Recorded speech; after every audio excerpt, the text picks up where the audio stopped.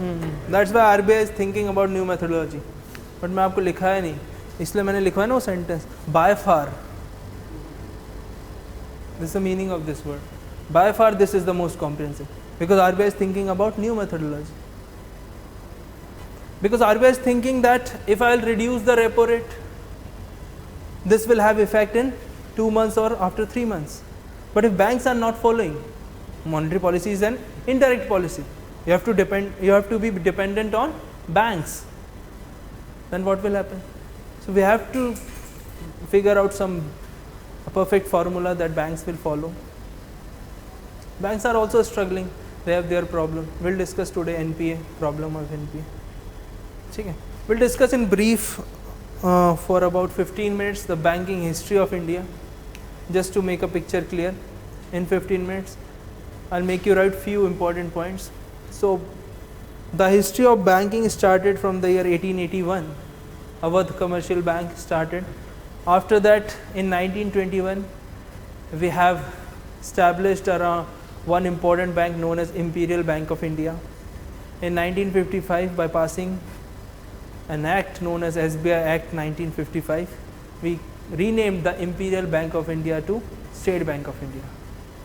So since 1955, Imperial Bank of India is known as State Bank of India.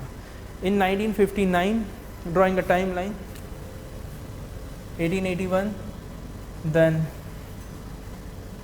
1921 Imperial Bank of India, then 1955 SBI. Imperial Bank of India renamed as SBI.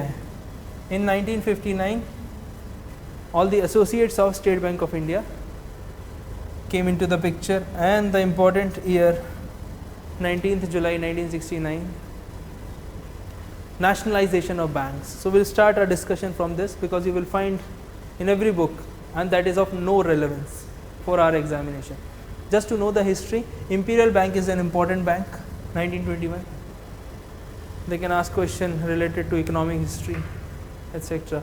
But here SBI, because SBI is currently in news due to merger of associates, due to merger of Bharatiya Mahila Bank in SBI.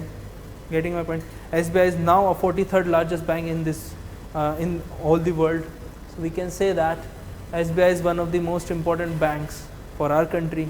That is why the news of SBI is always an important one. 1959, all the associates, so relevance is far or less very less. Talking about 1969, 14 banks we have nationalized. Now what's the meaning of nationalization? Anyone? Increasing the share of, suppose for example SBI is having, or this is accurate figure, 53% of Government of India share. If I'll increase this share to 63%, do I call this nationalization? No. More than 50%. In Axis Bank, is there any share of Government of India? Anyone? Axis Bank, HDFC Bank. In Axis Bank, Government of India has around 11% share. I'll explain why government is holding some equity in private banks. Any idea why Government of India is holding 11% equity in private banks? So just to sit on the board meeting, what they are doing, private banks, just to provide one nominee of Government of India in the board meetings, so they will get to know the activities of that private banks, because these are the big banks, Axis Bank, HDFC Bank, ICICI banks. If they will fail, what will happen? They can destabilize Indian economy, Indian financial sector. That is why it is important to keep an eye on these banks. If Government of India increases this equity from 11% to 51% plus, this process is known as nationalization. If suppose for example Central Bank of India, not RBI, Central Bank,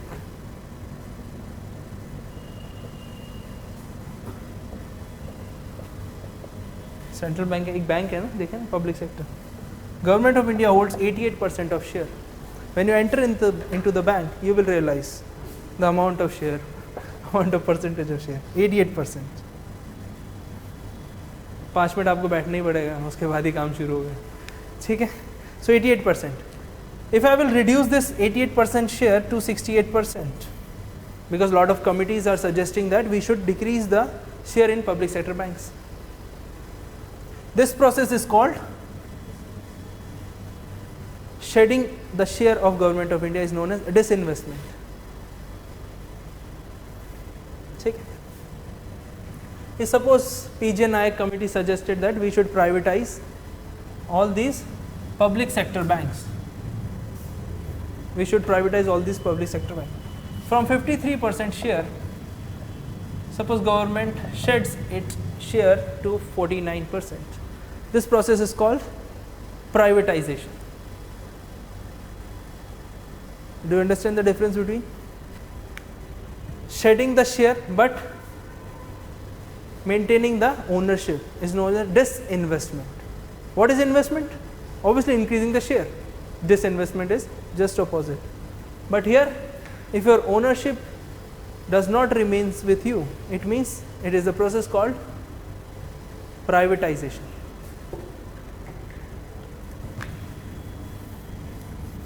So in the 1969, 14 banks nationalized. अब उसका कुछ fact था, like 50 crore plus must be the capital of that bank.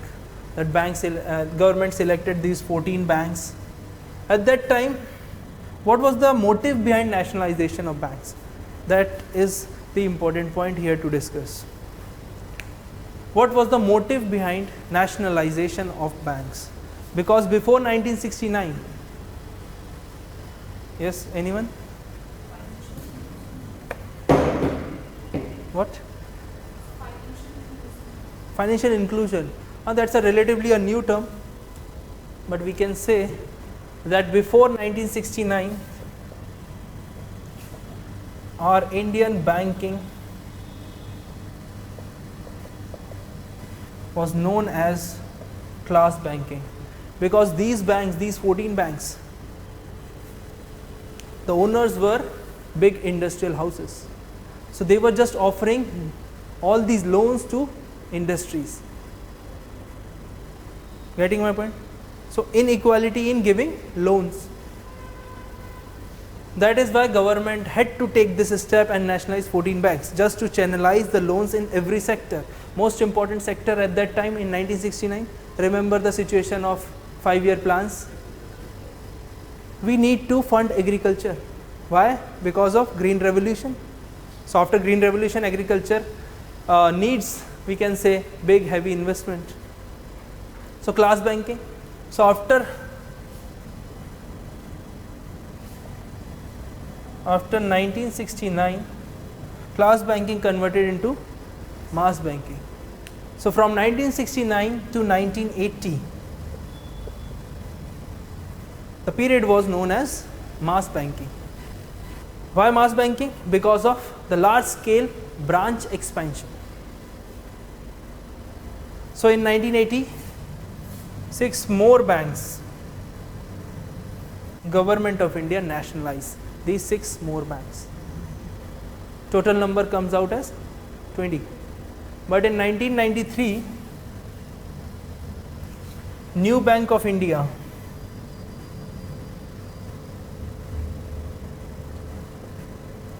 merged into Punjab National Bank due to high losses, etc. So figure went to 19. So 19 nationalized bank, other public sector banks. What's the difference between public sector bank and nationalized banks?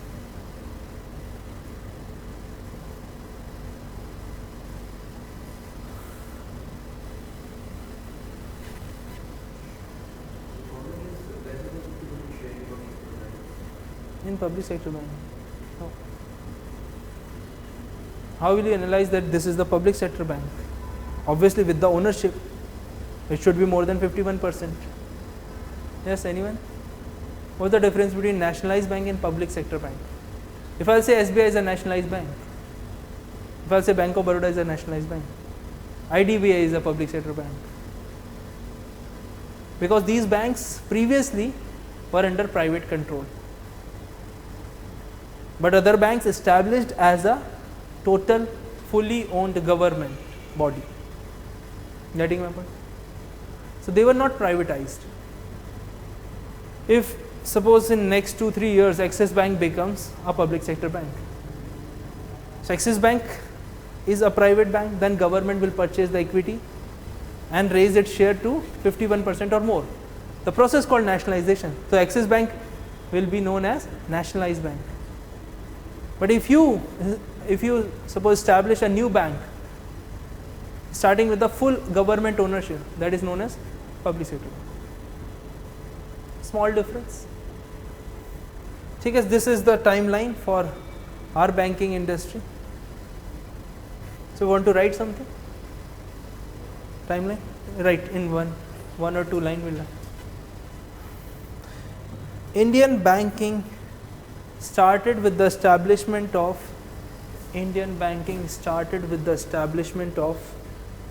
Awadh Commercial Bank in 1881. Awadh Commercial Bank in 1881. Awadh Commercial Bank, 1881.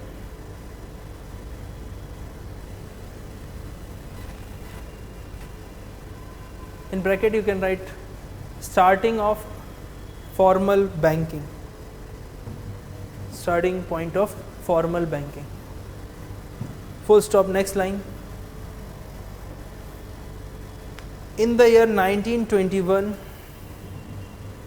1921 is an important year in terms of our population also. तो मेरे दिमाग में आया तो you should listen this. In 1921, this is the only year when we experienced a dip, a negative growth in our population. The year of Great Divide. Getting my point? So in 1921, we experienced for the first time negative growth in the population. So first census was in 1872 on the basis of head count ratio. But in the formal census, 1881 was the first census.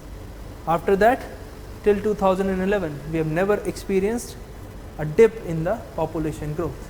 A dip means a negative growth, because we have experienced a dip in 2011 in comparison to 2001.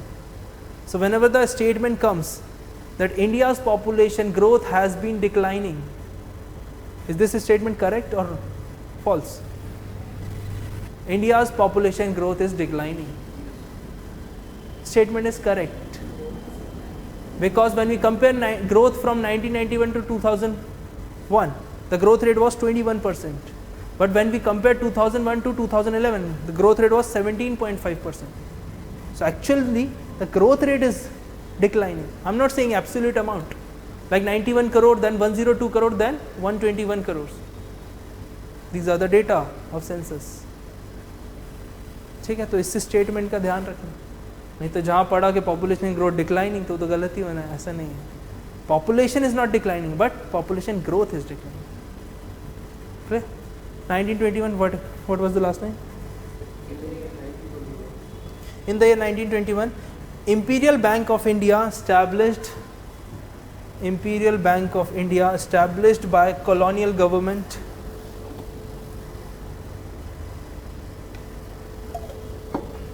Right fast. Established by colonial government. That Imperial Bank of India converted into SBI. That Imperial Bank of India converted into SBI in 1955. In 1955, comma, in 1959, comma, in 1959, government established SBI Associates. Government established SBI Associates. Government established SBI Associates. Full stop. The big The big turning point in banking history, the big turning point in banking history came in the year 1969, came in the year 1969 when government nationalized 14 commercial banks, 14 commercial banks, to give a flip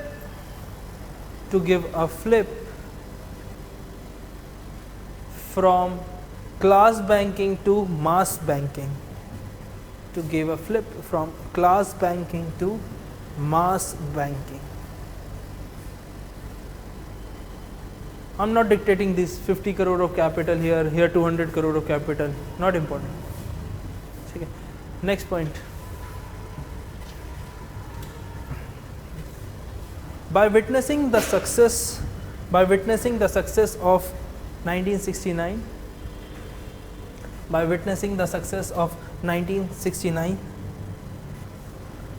six more banks nationalized in 1980. 6 more banks nationalized in 1980. 6 more banks nationalized in 1980. But in 1993,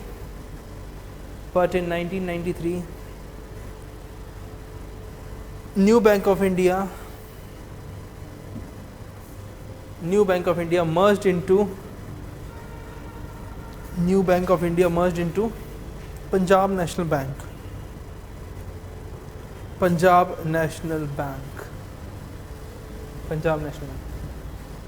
Right, last line, concluding line. After the economic reforms,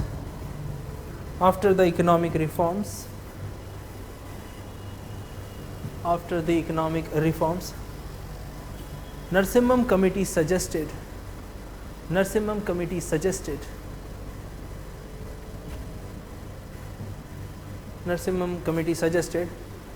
that RBI should give license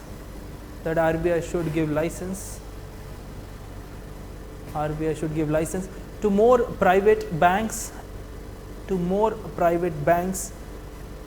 as well as foreign banks,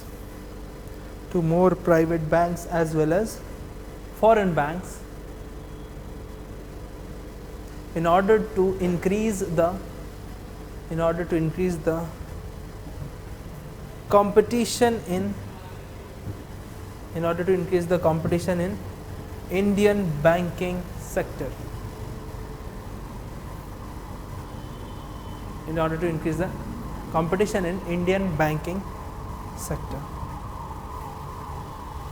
First off, this is the narration of the story since the establishment of first commercial bank.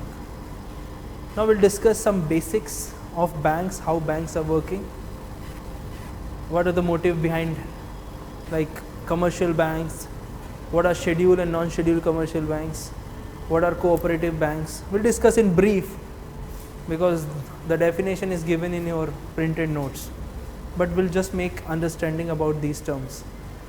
Like we often come across with the word scheduled commercial banks. First of all, are we clear about the word commercial banks?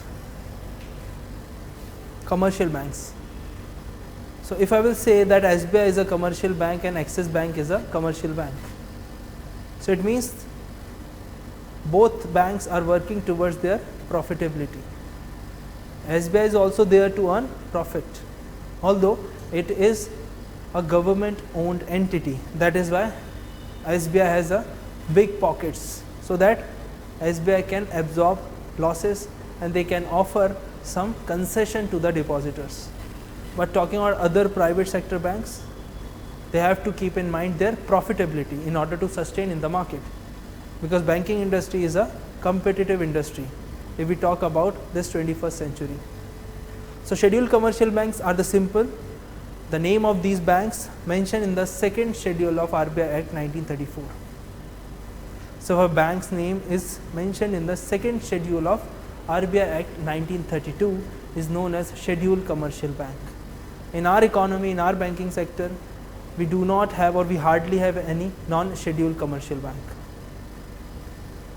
So all the banks are known as Scheduled Commercial Bank. Now what's the benefit of getting this tag? They will get easy access from RBI. They will get easy access or easy, we can say, approval for branch expansion. They can easily involve in consortium loans. Consortium loans means simple thing. Whenever a single bank is incapable of giving loan to a big project or incapable of giving funding to a big infrastructure project, then there are 4 or 5 banks come together and forward that loan. Getting my point? Because obviously one bank is not capable enough to mobilize its all the loans and advances into one direction, or it may be risky also. So in the case of our fugitive offender, there were many banks involved in that particular case. Although the share is different, share of SBI, PNB are different in comparison to other banks. Getting my point? That is known as consortium banking. So you write few points. First you write definition of commercial banks.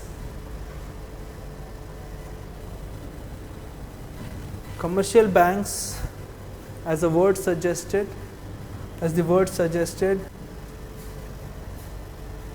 are there to earn profit, from the market,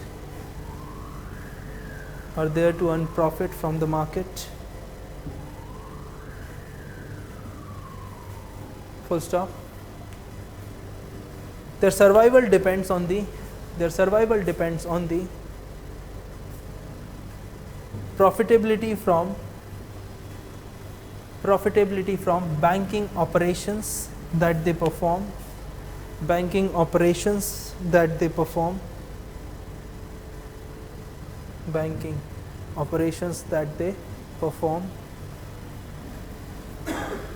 full stop. Next is private sector banks.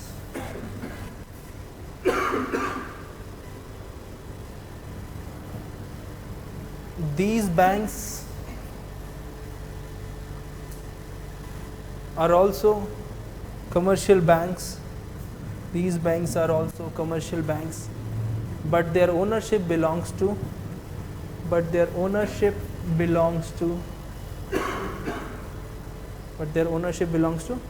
private entity.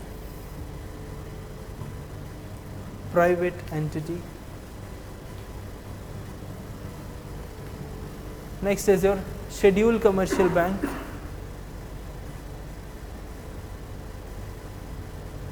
Scheduled commercial banks.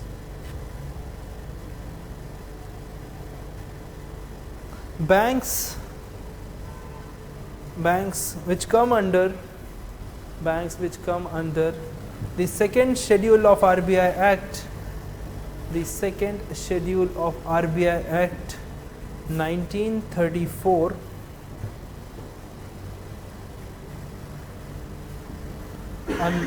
are known as scheduled commercial banks. Second schedule of RBI Act 1934, known as scheduled commercial bank. Full stop.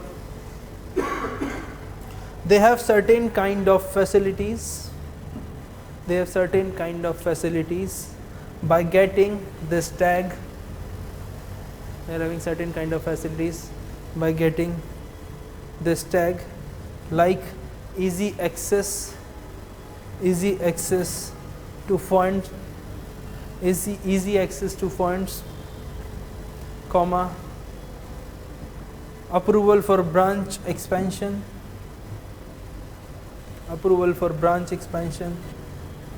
comma, accessibility in raising capital from the market, full stop, etc. full stop.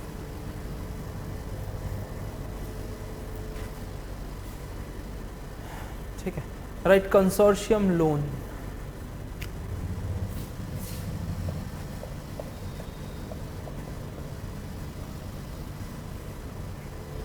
This is the spelling consortium.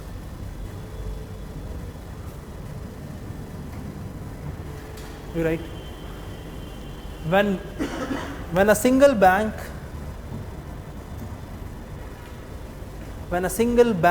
is unable to fund a project, when a single bank unable to fund a project due to the heavy requirement of investment,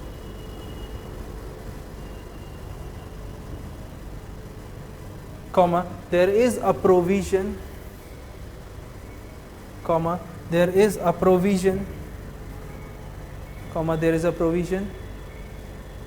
that few banks, in bracket you write 5 or 6, that few banks pooled together,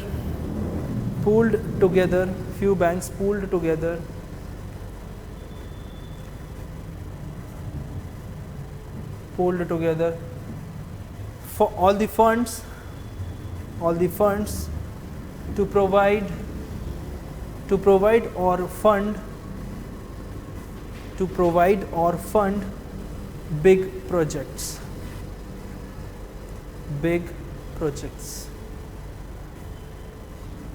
Getting my point? So in building Delhi Metro, we got a help from consortium banking. To build Sagarmala projects, Bharatmala, these big projects requires huge funding that one bank is incapable of giving that funding. Any other term? I think we have completed everything.